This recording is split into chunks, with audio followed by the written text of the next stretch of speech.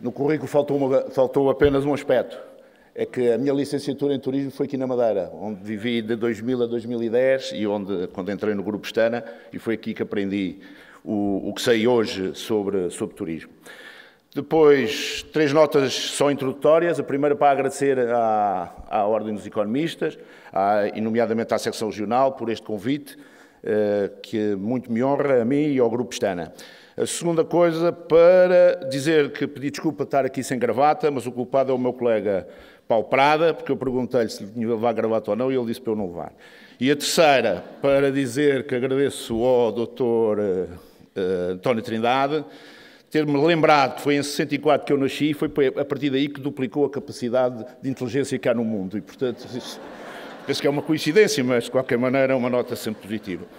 Em relação àquilo que é a minha apresentação, e porque tenho 10 minutos, aproveito para vos mostrar um pouco aquilo que é o grupo, um vídeo que nós temos e que nos dá uma ideia da dimensão.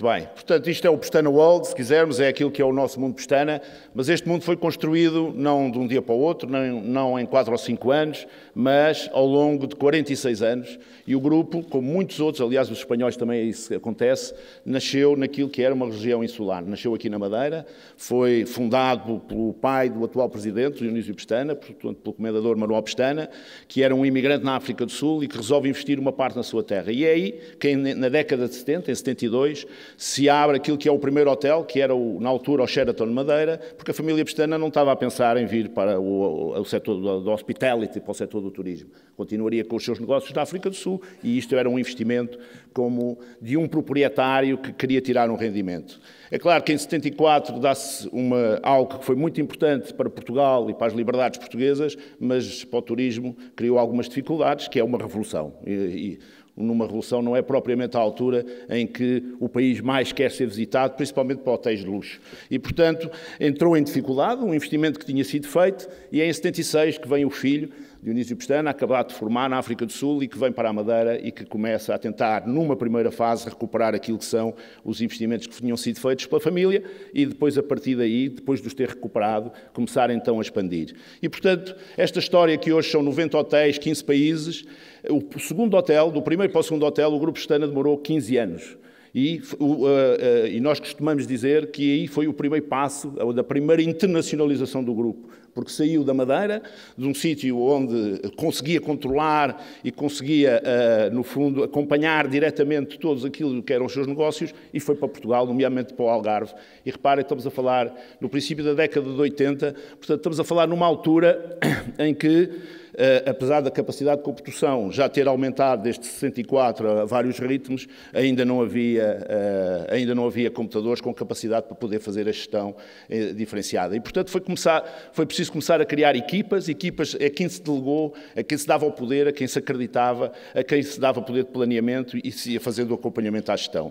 Depois, em 90, veio então os princípios da internacionalização, e a internacionalização começou pelos países que falavam português, porque temos sempre esta ideia de que, se formos para países que falam a nossa língua, é os sítios onde é mais fácil internacionalizar. Isso é uma das lições que o Grupo Pestana já aprendeu, é uma falácia, porque muitos dos países que falam a língua portuguesa têm contextos que são muito diferentes daqueles que temos aqui em Portugal, e é muito mais fácil, por exemplo, internacionalizar para a Europa ou mesmo para os Estados Unidos do que propriamente para alguns países de língua portuguesa. Mas foi por aí que fizemos e começámos depois, já no ano 2000, então no Brasil e América do Sul, e depois agora estamos com a aventura europeia e a aventura americana, e é este que tem sido, no fundo, o crescimento do grupo.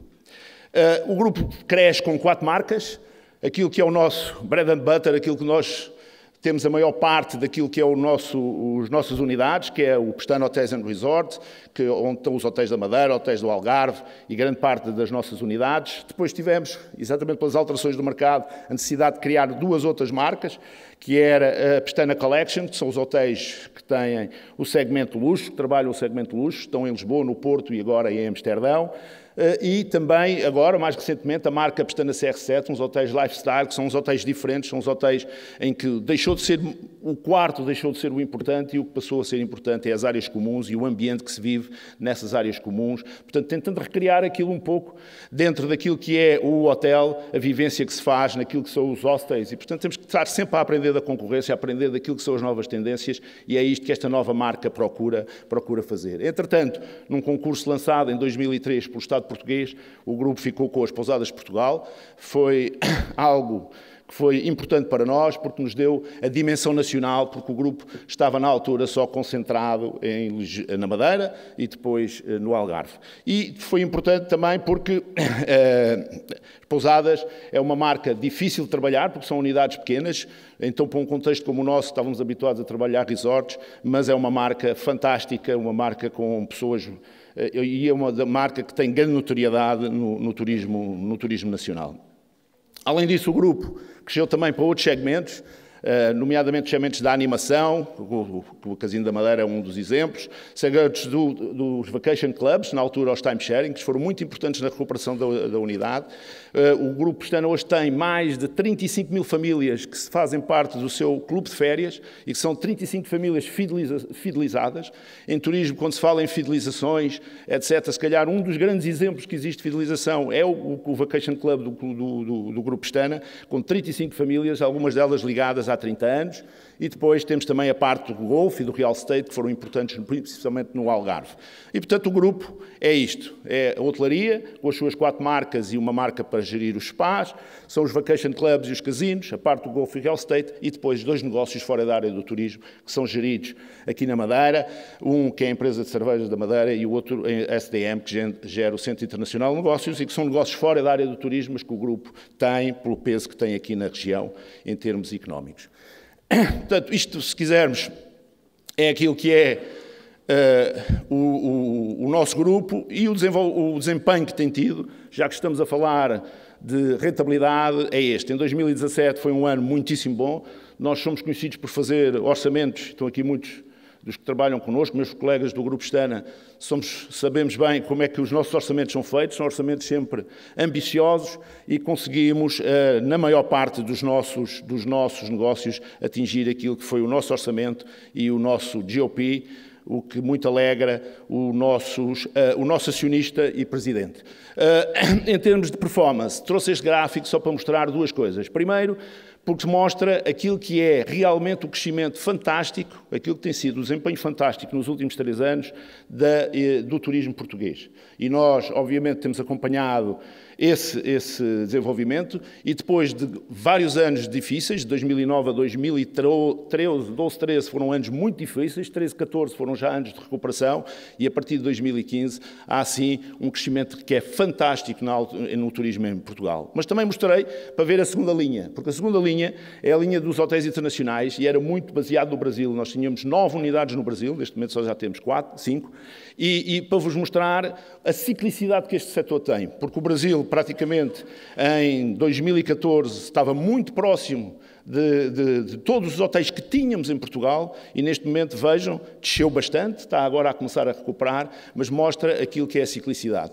Se o sexto quadro, em vez de ter este horizonte 2014, 2018, tivesse apanhado os anos de 2007, 2008, que tinham sido também anos muito bons, e depois 9, 10, 11, tínhamos visto estas curvas também de ciclos em termos do setor do turismo. Portanto, em turismo nunca podemos dar nada por adquirido. A nossa distribuição geográfica, com o tempo que temos, vamos passar para a frente e, finalmente, aqui dar-vos os indicadores, os grandes indicadores que o grupo tem. O modelo de negócio do grupo é um modelo de negócio em que nós somos, e o Dr. Gonçalo Batalha explicou bem isso, estamos em duas áreas. Estamos, por um lado, na área da exploração, operamos hotéis, e estamos na segunda área, que é também somos proprietários. Numa grande parte dos nossos hotéis, dos 90, mais de 50, nós temos o ownership, temos a propriedade dos hotéis. E temos de uma forma propositada. Nunca fizemos estratégias de asset light, o que nos permitiria ter crescido muito mais ou ter feito as coisas de outra maneira, mas nunca o fizemos porque numa série de médio e longo prazo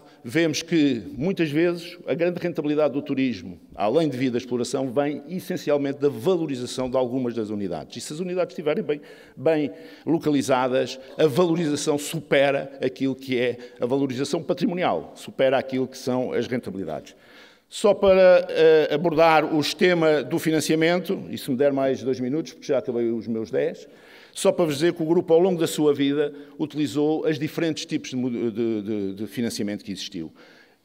Utilizou e utiliza parcerias em equity. Hoje temos a parceria nos Pestana CR7, é uma parceria em equity, portanto, há um investidor que investiu 50% daquilo que é. Aqui na Madeira temos um outro hotel, que é o Hotel Pestana Grande, que também é uma parceria em equity, com uma outra família Macedo, a família Macedo aqui na Madeira. Portanto, utilizamos esses instrumentos. Neste momento não temos, mas utilizamos muito capital de risco.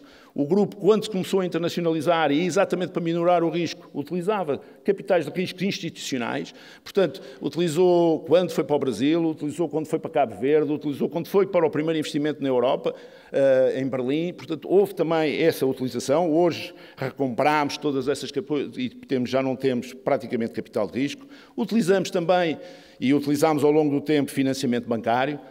No passado e nos primeiros tempos utilizou-se os fundos comunitários, que foram aqui falados e que apoiavam o setor do turismo, os célebres CIFITs, quem não se lembra dos CIFITs, agora são os IFRUs, enfim, comparar os IFRUs àquilo que foram os CIFITs enfim, é comparar o Rossio com a Petesga, mas foram utilizados. Hoje o Grupo Pestana é uma grande empresa e, portanto, não pode aceder a fundos comunitários. Depois fizemos também financiamentos diretos no mercado. Hoje, a nossa maior fonte de financiamento do nosso loans, dos nossos 319 milhões, que é hoje o loans para 1 bilhão, para 1.100 mil milhões, portanto, em inglês, 1,1 bilhões de ativos. Os 319, mais de 50% hoje são obrigações no mercado, estão colocadas no mercado, não são dadas a nenhum banco em concreto. E temos também, nos últimos tempos, feito financiamento através enfim, parcerias, através de arrendamentos de longo prazo. Portanto, alguns dos ativos são investidores que acreditaram em nós, são eles que são os proprietários e fazem depois arrendamentos a 25, 50 anos, em muitos casos, e temos até, ainda que não seja o nosso core, aquilo que se chama os contratos de gestão e até o modelo de franchising. Agora, o que é que foi comum ao longo de todo este período e ao longo de toda esta carreira? Foi sempre o autofinanciamento. O grupo é um grupo privado, é um grupo detido por uma família, pela família Pestana, e essa família, ao longo destes 40 e muitos anos, nunca exigiu dividendos. E, portanto, como não havia dividendos, a rentabilidade que foi criada ao longo do negócio foi sempre ficando dentro do negócio. E é isso que possibilitou que o grupo passasse de um hotel, passado 15 anos, para 2, passado 20 anos tinha 3, depois, como já havia 3 a dar rentabilidade, passar para 5 já demorou só também mais outros 3 anos, e depois, quando agora temos 90, temos capacidade, do fundo, para estar a desenvolver 20 projetos novos, que é esta a nossa ambição. Portanto, a grande fonte de financiamento foi aquilo que são os autofinanciamento e, portanto, a margem que é gerada e que fica dentro da organização. E, portanto, são estes os nossos objetivos: ter 109 hotéis, passar para 14 mil quartos e aumentar o nosso número de colaboradores para 7.700, isto em 2020, e ser uma das empresas, estar no top 25 das empresas hoteleiras na Europa e no top 100 do mundo, tendo este modelo de negócio, continuando a ter propriedade. Porque se nós não tivéssemos propriedade e passássemos a ser apenas gestão, o nível de crescimento que podíamos ter era muito maior, mas se calhar a rentabilidade que teríamos não era tão grande. Porque se hoje olharmos para aquilo que são as rentabilidades à volta do setor do turismo, a empresa que ganha mais com o setor do turismo é a Google. A segunda empresa que mais ganha é a Bookings. A terceira que mais ganha é a Expedia. E só depois é que aparecem as hoteleiras. E, portanto, isto mostra que, e nas hoteleiras mostra, ganham provavelmente mais aquelas que são as proprietárias dos hotéis, aquilo que o Dr. Gonçalo Batalha dizia, que são aquelas que são as tais seguradoras, os fundos, os family offices e os fundos de investimento especializados, que têm a maior, pela valorização do património, têm a maior rentabilidade do que aquilo que depois são os hoteleiros todos. Só para terem um nível de comparação, as 5 maiores empresas hoteleiras, que é a Marriott com a Starwood, a Host, que depois é proprietária de muitos hotéis, depois a Intercontinental, a ING e a Accor, todas somadas, as 5 somadas, têm uma capitalização bolsista que é 20% inferior à capitalização bolsista da Bookings. Portanto, é isto que mostra o que é este setor e, portanto, como é que se pode estar neste setor e ganhar dinheiro com esse setor. Peço desculpa por me ter alongado. E passamos a... Obrigado.